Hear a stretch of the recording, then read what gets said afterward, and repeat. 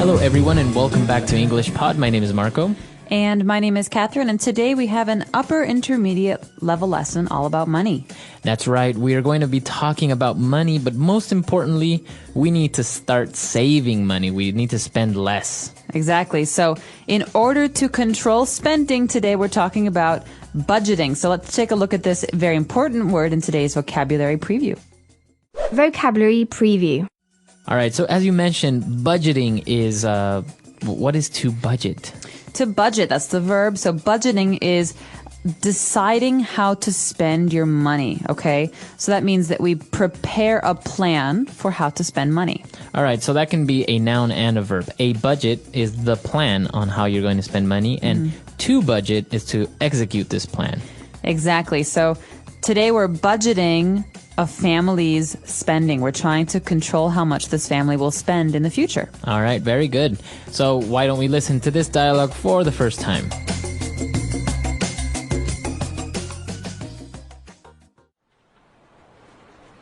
Welcome, Mr. and Mrs. Carnwell. Please take a seat. Thank you.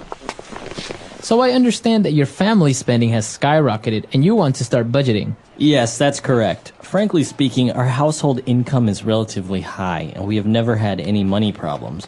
But I think this is the main reason as to why our spending has gone out of control. We have 2 kids, and with allowances, paying their credit cards, ours, and not to mention our mortgage and car payments, with the recent economic downturn, my husband's business has suffered, and now we need some advice as how we can prepare a family budget. I see. Well, you have come to the right place.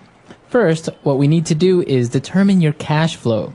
Knowing how much money is coming in will help us allocate spending to different categories such as mortgage, education, groceries, etc. Yes, that makes sense. Secondly, I need you to bring all of your receipts for the last 2 to 3 months.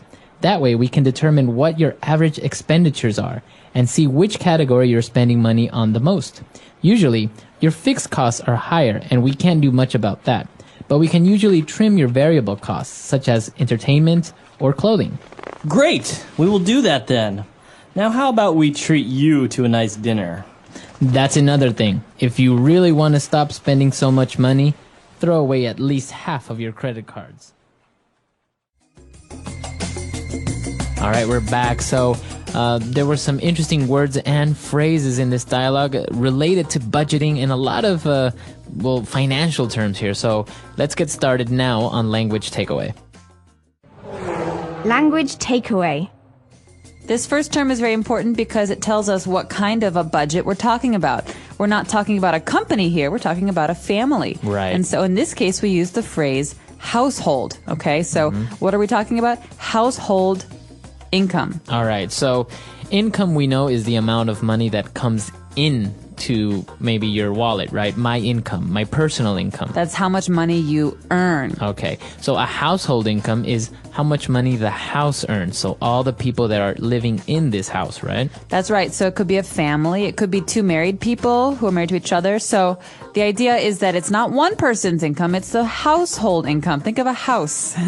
All right, so it's the combined income of everyone that's living there, or that's making money that lives in this house. Right, so if Marco and I have a household, I earn $10,000 and he earns $10,000. Our household income is $20,000. Very good. All right. So then now we know that what our household income is, and in this case we have children, and we give our kids an allowance. Okay, so I had an allowance when I was a kid. This is the amount of money I got from my parents every week. So I get, I think, $10 a week, and I could spend it on anything I wanted.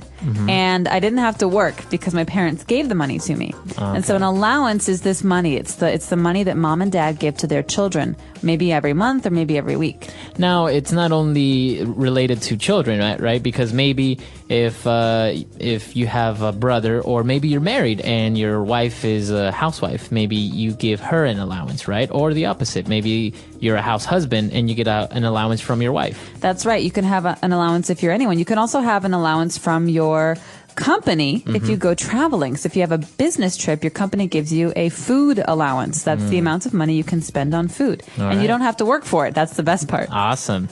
All right. So after these allowances, they were talking about, well, how the economic downturn has affected their income and their spending.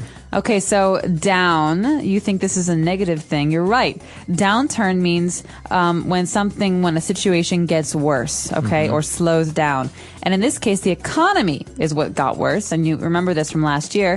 Things started to get very difficult for people who are in business. And this has affected families. And so we call the situation an economic downturn. Now, the opposite would maybe an economic boom. That's right. A boom is when things are going well. That means people are earning more money. There are more jobs. All right, very good.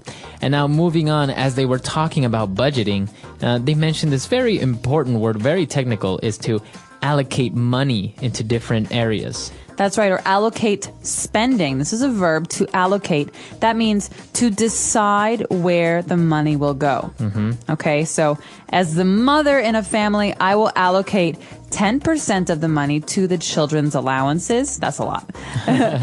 50% to the mortgage, 20% to the car. Okay. Car repairs. So you're allocating your spending. That's right. I'm deciding where to spend the money. Okay. And well, talking about spending, we have this word expenditures. Expenditures. And so this is a really important word if you're in business as well, because we consider expenditures when we're talking about how much a company earns. Expenditures are things that we spend money on. So remember that word expenditures, spend. Okay, so an expenditure. And this is a noun, and usually it's in the plural, expenditures. Exactly, expenditures. So we have many expenditures at my house. Among them, we have the car, the rent, healthcare, things like that. Okay, perfect. So really good phrases there, really good vocabulary items. Why don't we move on now to Fluency Builder? Fluency Builder. We've got some very fun phrases today, Marco, in Fluency Builder. This first one is a very common phrase that we hear in songs and movies. To skyrocket. All right. What is skyrocket? Well, you think about a rocket, that's a ship that goes to space. To skyrocket means to go up really high, really fast. Okay. The price of gas has skyrocketed. So I remember when I was a kid, gas used to be 98 cents a gallon. Wow, really? And in the 2000s, the price skyrocketed, and it ended up being like $4 a gallon. Yeah, it was really expensive. All right, so this is also, you can talk about sales have skyrocketed, or the price of petroleum has skyrocketed. So it could be a good thing or a bad thing depending on what you're talking about. All right. And now moving on, they said that their spending was out of control. Yeah, so this family doesn't seem to understand how to budget. They spend on everything. And so the accountant says that your spending is out of control. That means that you're spending too much. There's no order to the way that you're spending. And we actually have a previous lesson called Out of Control Spending, that we also touched this topic of what we talk about out of control. Something is out of control. A person can be out of control. Like a child. This child is out of control. He never stops screaming and hitting people. All right. And our last phrase for today, the accountant says, well, you've come to the right place. Okay, this is the accountant bragging. He's saying, well, I can fix your problems. I can help you. You've come to the right place. You can use this in many different ways. For example, I have a problem maybe with my TV, and I say, Marco, oh my gosh, my TV doesn't work. I don't know what to do. Can you help? Right, and I can say, well, you've come to the right place. I can fix your TV. Marco's an expert in electronics. All right, so you've come to the right place. It's a very common phrase, especially as you say when somebody's trying to brag and say, well, I know how to fix your problems, or I know what you need. I'm good at this. You've come to the right place. If you want to learn English, you've come to the right place. Exactly. EnglishPod365.com. All right, so let's listen to our dialogue for the last time.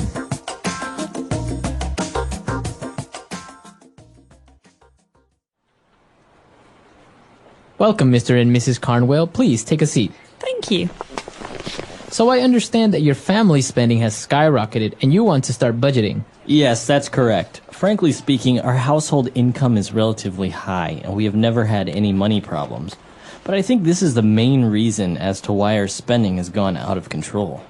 We have 2 kids, and with allowances, paying their credit cards, ours, and not to mention our mortgage and car payments, With the recent economic downturn, my husband's business has suffered, and now we need some advice as how we can prepare a family budget. I see. Well, you have come to the right place. First, what we need to do is determine your cash flow.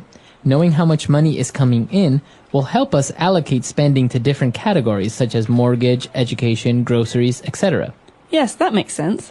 Secondly, I need you to bring all of your receipts for the last 2 to 3 months. That way we can determine what your average expenditures are and see which category you're spending money on the most. Usually, your fixed costs are higher and we can't do much about that, but we can usually trim your variable costs such as entertainment or clothing. Great! We will do that then. Now how about we treat you to a nice dinner? That's another thing. If you really want to stop spending so much money, throw away at least half of your credit cards.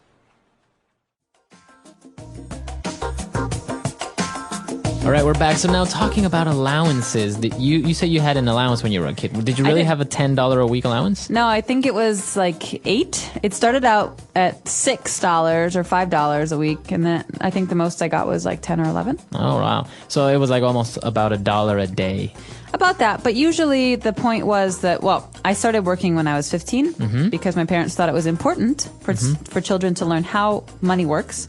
But I was given that money because at the time, it was enough money to go out one night. So on Friday nights, if I wanted to go out with my friends, I could go out to watch a movie and get a slice of pizza, and $10 was enough. Okay. Now $10 doesn't even buy you a ticket to the movie, but at the time it was more than enough. So this is important, I guess, because different families have different ways of upbringing their children, and in many cases this doesn't happen, right? If I want to go out to the movies on a Saturday, then my parents will give me $30, and if I want to go out next weekend, they'll also give me money. So it's interesting to see the contrast, because obviously when I was a kid also I didn't really get this opportunity of going out all the time, and actually I had to work for it. So if I wanted to go out on the weekend, I would get an allowance, but also I would have to wash the car. That was typical with my dad. I had to wash the car. Well, I think it's interesting because it shows that the parents want to teach their children about budgeting. Because if you only have $10, you really have to budget. You have to decide how you will allocate that money, even though it's not very much. So in some ways, it's good practice. Yeah, it is. I think it's done us well. We're not in debt. Not yet. All right. So let us know how allowances work in your country, or maybe did you have an allowance when you were a kid? A lot of people didn't have an allowance. I know a lot of friends didn't get allowances. So come to our website, EnglishPod365.com, and if you have any other questions or doubts, please leave them there as well. We hope to hear from you. Until next time. Bye. Everyone.